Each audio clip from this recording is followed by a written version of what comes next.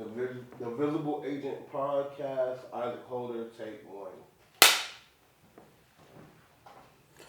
Awesome. Well, I'm glad to have you here, Isaac. Thanks for having me. Absolutely. Just kind of want to get straight into it. I guess my first question for you is, before we talk real estate, can you kind of give me a bit about who you are? Yeah. I'm originally from Texas, kind of moved around all over Texas, California. Joined the Army straight out of high school. Started construction when I was like 13, like roofing houses out in Southern California. So like real estate's always been a thing, or at least that side of it. And while I was in the Army, I was like building furniture and stuff out of my garage. So I retired from there, went to work for a construction company here. That didn't last very long, but then I went to work for a GC out in Moore County, building custom homes. I moved deeper into Fayetteville, so I started my own renovation company. Work got slow, got my real estate license to fill that void. Started having more fun doing that, so now I'm here. Awesome. So what do you think that like deciding moment was for you when you were like, you know what, I should try this as far as going into real estate? Doing the renovation stuff, it was always fun and interesting and watching things come together, but it's like, it was laborious, you know, just going to work, clocking in, clocking out, like doing the hard labor here, doing real estate. It's like I'm seeing different things every day, different situations every day. It's a constant challenge, but it's more fun in that sense. Okay. And what was it like getting into real estate as far as like what you thought and then what it actually ended up being like? Definitely a lot more work than I anticipated. You know, I figured come in, tell people I'm a real estate agent, they'd hire me and I'd go to work, but it's definitely a lot more to it than that. So it was challenging at first, but I initially started out with EXP, and I don't know how familiar you are with like real estate terms, but each brokerage, they're gonna charge you a percentage of your commission or charge you something to hang your license there. And with each of those fees, there's like a cap. So you pay so much in and then you start keeping all of your commission. With EXP, they have their cap set, but then they teach you how to fast cap, right? So it's like a 6-week course that I took to help me find clients and cap faster. So like week 4 or week 5, something like that, they had a social media guy come in and teach that side of it. And that's what really grabbed my attention. Awesome. And as far as the Fayetteville market specifically, what is it about Fayetteville that kind of like makes it ideal for you to be in this kind of market with real estate? Fayetteville market relies heavily on Fort Bragg. So that constant in and out, it's almost like repeat business. You can almost time the market here, like know exactly when things are gonna start heating up. Like right now, we're in our spring season, PCS season. So buyers are more active, people are moving away, sellers are, you know, more active as well. Awesome. And in your words, what do you feel makes a good real estate agent? Not the look, or what do you think is the thing that separates those who are good at it and those who are not? One is going to be the knowledge, right? You have to know what you're doing, but that's kind of drilled into you wherever you go. I think being personable, being authentic. You know, some people start getting really busy and then they don't have time to spend with each individual client. So it's like being relatable and being reliable, being there to answer those questions at 10 o'clock at night when somebody's getting nervous or anxious about a decision they're about to make. Absolutely. A lot of patience, it sounds like. Yeah, exactly. For sure. Can you walk me through a good client relationship?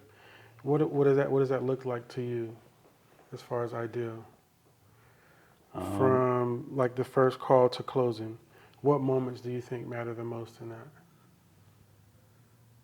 I'm gonna have to go back to my latest client. They were PCSing from Fort Lewis, Washington, and they bought sight unseen. So I'm doing a lot of video tours. I'm out there with the home inspector, taking pictures, making sure they're up to speed on everything they're about to invest a ton of money into. But when they got home, they like dropped their stuff and then had to leave out of state again. So we didn't meet until 2 months after closing. So them going through the process with them, they told me I need 4 bedrooms. But then later they found out they were pregnant. Like, no, we need a 5th bedroom. Like, oh man, we're starting from scratch because that's definitely going to be hard to find. But with everything else that they wanted. But we found them like the perfect home.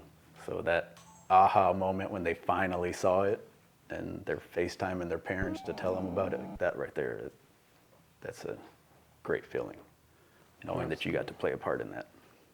Absolutely. And what is the situation, you don't have to name names, where you were doing the right thing with the client, but it might have cost you something? Oh man. I was working on the seller side and I listed a house, and then we had 4 or 5 offers come in over a weekend, and the seller started to get greedy and it's like, well, that's not enough. Like, well, you said that was your bottom line. Like, you have exactly what you were asking for. It's like, no, it's not enough. All right, so we had to reject all of those offers and ask them to come back. And then everybody walked away. Like, dude, you're costing yourself. Like, you're on a timeline. You have to be out of this house at this point. Like, you're costing yourself. You got exactly what you were asking for. Eventually, I had to terminate that contract with him, and he found somebody else. Mm-hmm. Wow. Okay. And what made you decide to start showing up more online consistently with doing video and such, like I've seen on your page? So going back to that fast cap course, that social media guy came in and he said something that kind of struck a nerve with me. Like, people enjoy working with people that they know. And if everybody's on social media, so if you're constantly showing up, when they see you in public, they feel like they know you, even though they don't. Like, oh, I know that guy from Instagram or Facebook, wherever. So they want to talk to you, they want to get to know you. So you kind of just become familiar without ever meeting somebody. Absolutely. Absolutely. And a lot of the videos that I've seen you post are more kind of just showing you being more human and loose, not so much suit and tie, like you're like on the scene or at the house and such, which I think is a nice touch. I appreciate that. Sure. That's one thing we say. We're not the stars of the show, the home is, so we try to get as much of the home as possible, but we still do our thing. Absolutely. And a lot of agents say they want to do more video, but some don't because of fear. What would you say to that version of yourself or them that is reluctant to start, just pressing record and actually posting something on their Instagram for real estate? Just do it. You're gonna feel stupid, you're gonna look stupid. If you go far enough back to my early content, I look like an idiot, but just do it. I mean, eventually you'll get into your rhythm, you'll start finding what you're comfortable doing, being more your authentic self, and it'll all come together. Can you speak to maybe any of the videos that you posted in your journey that maybe a client reached out to you from? Or can you point to that specifically, or is it like something else for you? Mostly the home tour videos, just like walking through homes. I've had a few from TikTok, like, oh, I really like this house. Or other agents send them to me, hey, my client really likes this house, so can I get the address? That type of stuff. Okay. And when someone who doesn't know who you are, but they watch a piece of your content, what is something you want them to take from that as far as like, okay, who Isaac is? I would love for them to get a laugh, I mean, I love to have fun. I'm very laid back. I'm very introverted, so that's my way of like just letting loose and having fun. But yeah, as long as they walk away with a laugh, I'm happy. Okay. And what's something real about who you are that actually want people to see that maybe they wouldn't guess from a headshot or a listing flyer? Like, what's something that people don't know about you? That I am very shy and awkward and introverted. Like, I absolutely do not love doing the social media thing. I do it because I know that I have to. But if you put me in a crowded room, I'm gonna be the guy in the corner. I'm not that person. Okay, I got you. And just to finish out this, I have a rapid fire section we like to do. To answer to the best of your ability. Buyer or seller, and which client do you secretly prefer? Buyers. Buyers. Okay. The one thing a buyer does that makes you want to pull your hair out. Bring other people's opinion into the home. Hire a home inspector. Let them do their job. The best advice you've ever got in the business in one sentence. Don't be a secret agent. And Fayetteville's most underrated neighborhood right now. Underrated. Ooh.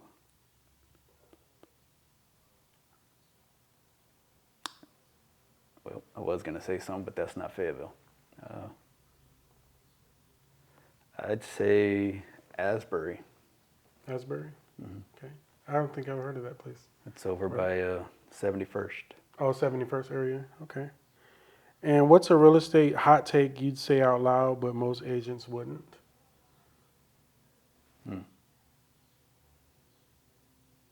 That's a good one. I don't know.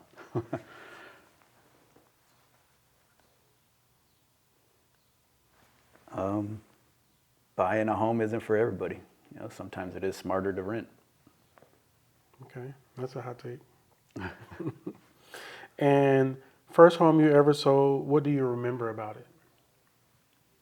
First home I sold was a nightmare deal. It was a short sale, and the person that sent it to me was supposed to be the liaison to the bank, and they didn't negotiate a sale price before we went to market. Okay. And what's one thing you wish you knew in year one of doing real estate?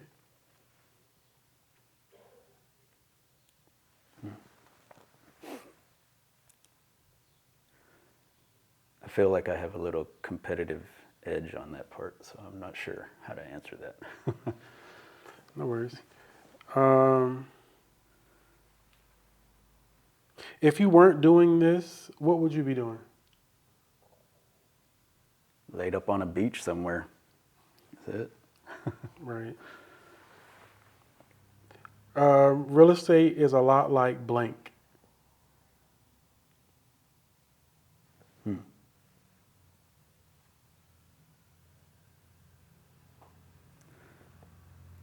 It's a lot like cooking for a crowd. You know, not everybody's gonna like what you have to offer, but some people are gonna love it. Yeah, I can understand that. What's one question you wish more people asked you?